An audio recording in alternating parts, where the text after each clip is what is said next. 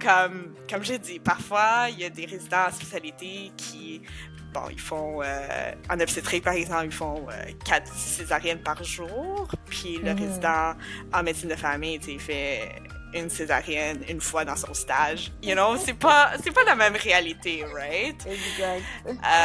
Fait que juste avoir un peu plus de, tu sais, ouais, un peu plus de patience puis d'empathie, Mhm. là, pour les deux personnes. Bonjour avec joie, ici votre animatrice du Café des spécialités, Leslie Joyce Kinja. Aujourd'hui, j'ai eu une superbe discussion avec Dr. Emily Wu pour les nouveaux résidents en spécialité et également en médecine familiale. Dr. Wu qui est médecin de famille. Alors, il nous parlait un peu de comment mieux tisser des liens entre les résidents en spécialité et les résidents en médecine familiale, comment être plus patient, prendre soin de soi aussi. Une discussion superbe intéressante aussi pour les MED 3, les MED 4 qui vont bientôt être dans cette position. Alors, sans plus tarder, place à la conversation. Alors, merci tellement d'être ici avec moi aujourd'hui. Puis juste avant de commencer, comment est-ce que je peux t'adresser? Merci vraiment, j'aimerais vraiment ça être ici. Tu peux m'appeler Émilie, c'est correct. Ok, d'accord, ça marche, Émilie. Émilie, est-ce que tu es plus café ou thé durant ta journée de travail? Définitivement plus café, mais récemment j'ai commencé à boire plus de matcha. Fait que je m'enligne Oh! un peu plus vers le thé en ce moment. Oh, ok, donc peut-être une matcha girl en devenir. Alors, Émilie, je sais que tu as plusieurs chapeaux.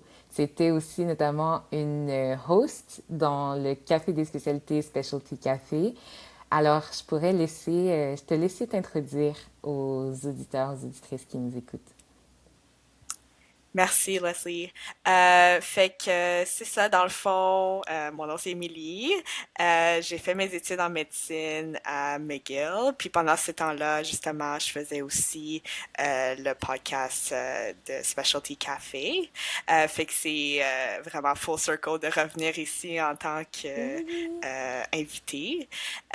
Puis ensuite, j'ai fait ma résidence en médecine de famille à Ottawa et j'ai fait comme un plus un 6 mois extra en compétences avancées en obstétrique. Puis j'ai terminé ça en janvier 2026 et je travaille dans le fond comme médecin de famille depuis ce temps-là. Félicitations! Ouais! Ah, c'est super de t'avoir ici aussi. Puis, comme tu disais, c'est comme un full circle moment. Donc, ça me fait vraiment plaisir. Puis, j'aimerais d'abord savoir pour toi comment ça se passe. Tu viens de commencer officiellement comme patronne? Définitivement, c'était épeurant au début quand j'ai J'imagine. commencé. Surtout comme en ce moment, je fais plus des soins obstétricaux à l'hôpital. Fait que définitivement, mes premières gardes en obstétrique, j'étais vraiment stressée, évidemment, parce que c'est Mhm. totalement différent d'être résident puis avoir quelqu'un à qui tu peux demander des questions, à qui c'est que vraiment les patrons qui font, dans le fond, les dernières décisions. Puis là, shifté à, ben, il y a juste moi, dans le fond, qui fait mes décisions, puis j'ai pas vraiment personne à qui peut, comme un backup. C'était Hmm. définitivement stressant au début. Mais là, je pense que ça va mieux. Je suis plus confortable. J'ai plus quand ma routine. Puis je connais bien Mhm. les autres médecins, infirmières et tout ça à l'hôpital. Fait que je Mhm. me sens définitivement plus confortable en ce moment.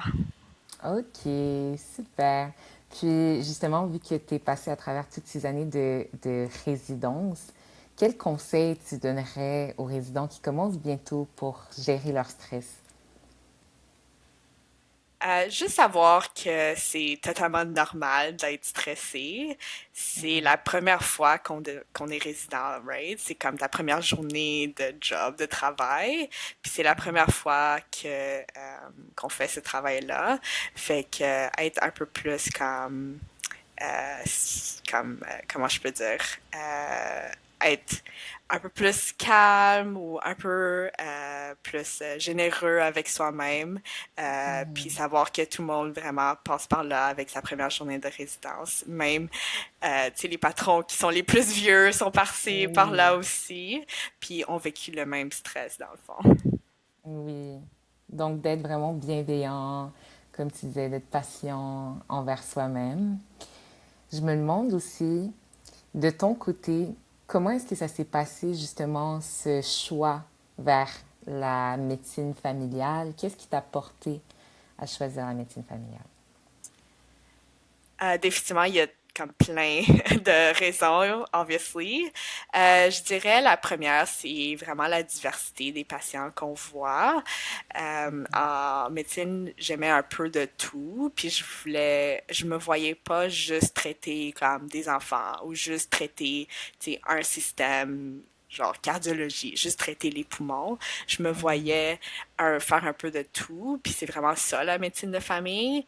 En termes d'âge des patients, on voit comme des nouveau-nés, des patientes enceintes, des adolescents, des gens plus âgés, même des gens en fin de vie. Puis on traite une grosse diversité de pathologies. Vraiment, ça peut être n'importe quel système du corps. Fait que c'est vraiment ça qui me rend comme plus passionnée vers la médecine de famille.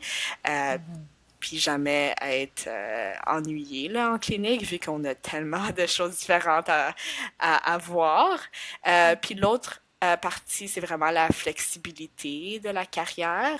Comme j'ai dit tantôt, en ce moment, je fais des gardes en obstétrique, fait que c'est sûr que c'est un horaire plus chargé, tu sais, on fait des gardes de 24 heures et tout.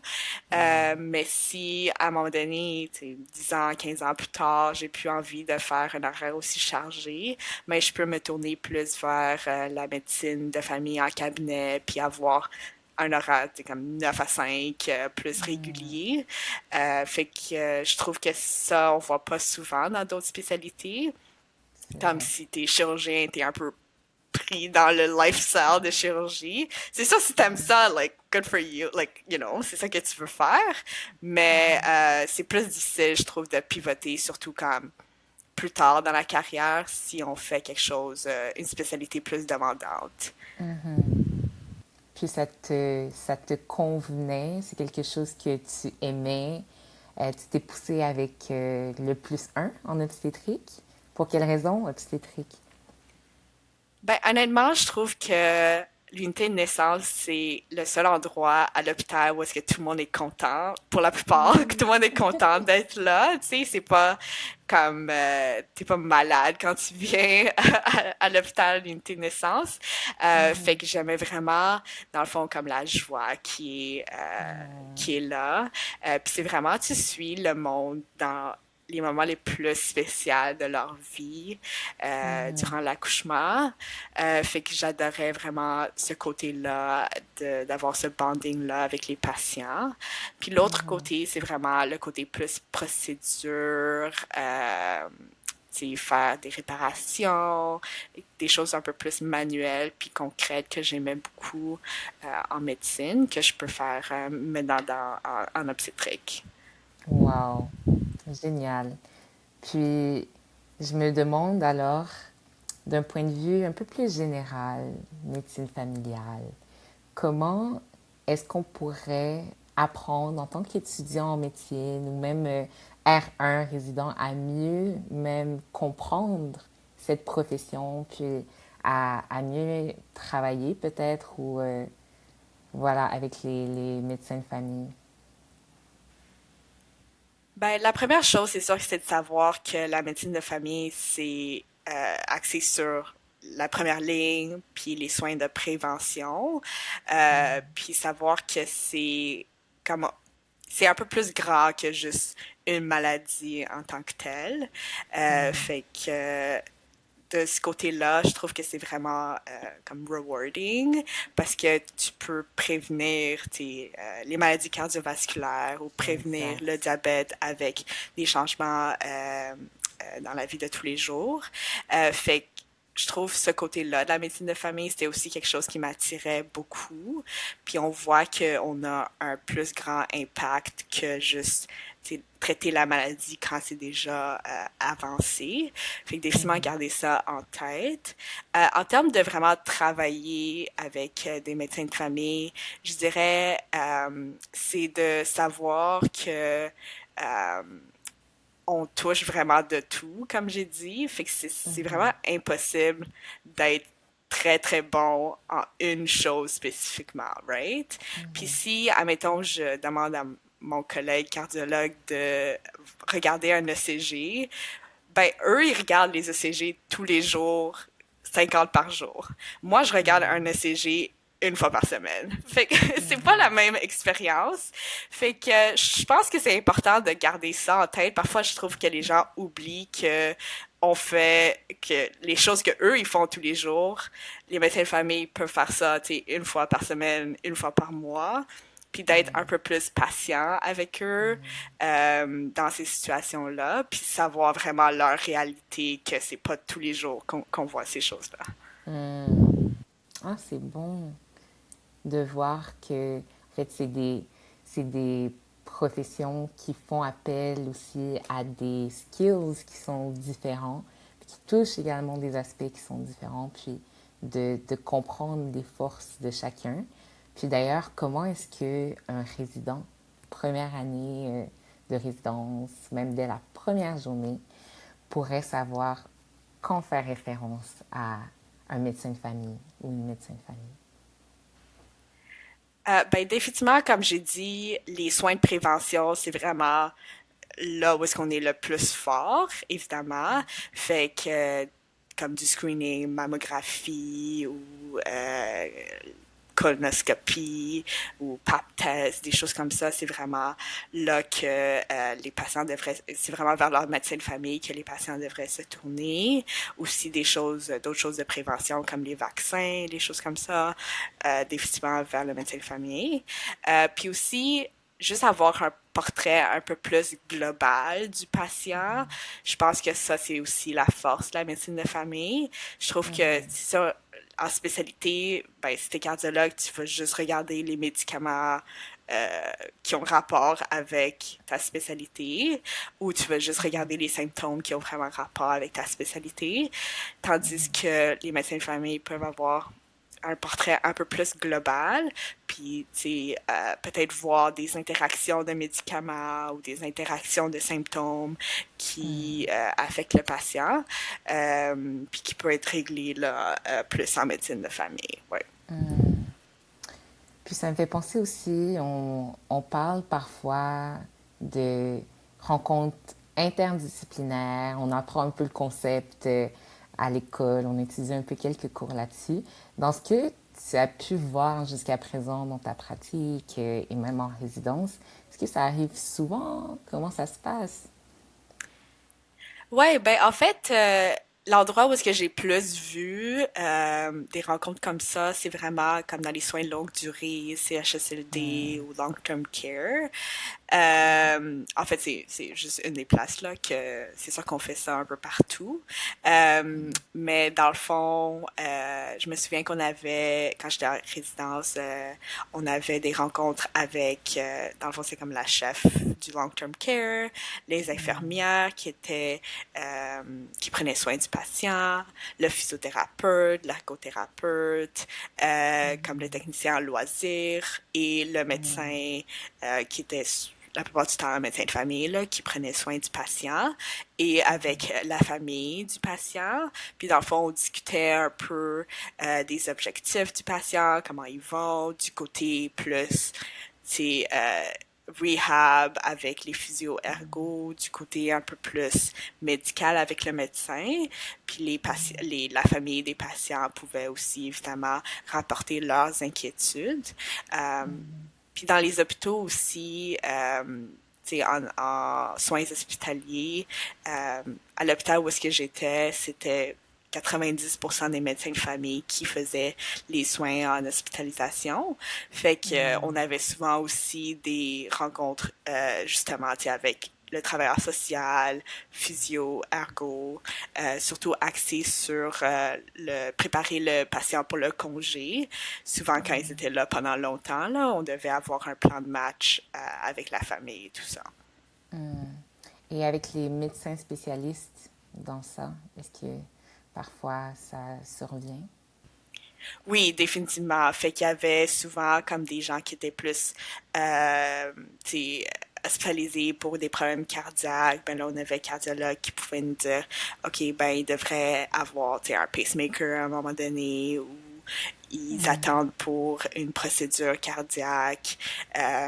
Puis on voyait souvent aussi les spécialistes en soins palliatifs qui étaient là pour des patients plus palliatifs là, qui supportaient l'équipe de médecine de famille. Fait que ça, je voyais ça aussi souvent.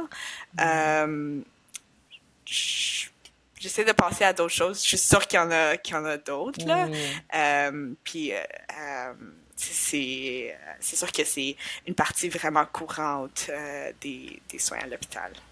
Puis comment mieux renforcer ces liens justement entre les résidents qui sont dans une spécialité et les résidents en médecine familiale? Comment est-ce qu'on pourrait plus tisser ces liens de travail interdisciplinaire? Ben, définitivement, quand les résidents en médecine de famille, tu sais, on faisait des stages dans d'autres spécialités, puis on côtoyait les résidents en spécialité. Euh, c'est ça, c'est de savoir un peu la réalité des résidents en médecine de famille, puis de savoir peut-être les choses qui sont un peu plus pertinentes pour eux dans leur pratique future, qui est pas nécessairement la même chose que qui est plus pertinente pour les résidents en spécialité. Puis aussi, comme j'ai dit tantôt, comme avoir un peu plus de patience parfois, ce serait bien. Comme j'ai dit, parfois, il y a des résidents en spécialité qui, bon, ils font, en obstétrique, par exemple, ils font 4 césariennes par jour. Puis le résident en médecine de famille, tu sais, il fait une césarienne une fois dans son stage. You know, c'est pas la même réalité, right? Exact. Fait que juste avoir un peu plus de, tu sais, ouais, un peu plus de patience puis d'empathie, là, pour les deux personnes. Oui. Oh, En fait, ça fait du bien de t'entendre en parler parce que c'est des réalités sur le terrain qu'on peut parfois oublier et c'est des réalités qui sont aussi différentes. Alors, selon toi, selon ce que tu as vu jusqu'à présent, quel serait un conseil que tu aurais à donner à la fois aux résidents en médecine familiale, puis aussi pour les résidents qui font une spécialité connexe?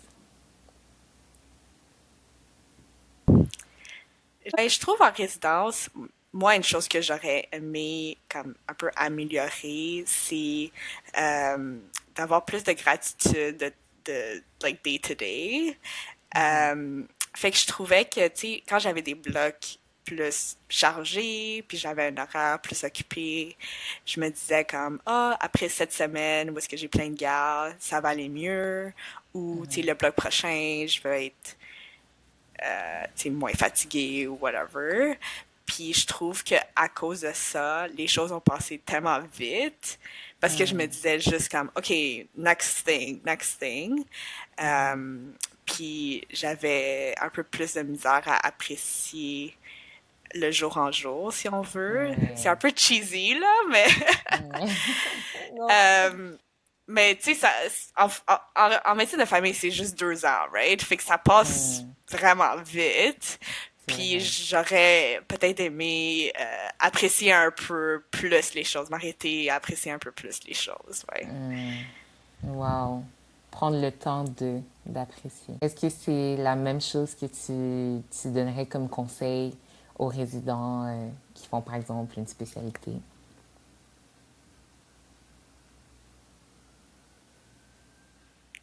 Je pense que oui, c'est sûr que c'est plus long, fait que t'as un Non. peu plus de temps. C'est ça, je me dis, le temps est un peu différent. Ça passe peut-être plus lentement Ouais, parfois, je peut-être que sais t'as pas. plus de temps pour apprécier les choses. I mean, je pense que oui, comme, tu sais, je trouve que on est en médecine, tu sais, on cherche toujours la prochaine chose à faire, right? Mhm. Quand t'es étudiant, t'es comme, ok, j'ai hâte de rentrer en résidence, j'ai hâte de finir, ou comme, pas j'ai hâte, mais comme, je suis excitée de finir. Mhm. Puis ça, c'est la prochaine chose. Puis là, quand t'es résident, ah ben, j'ai hâte de graduer ou Mhm.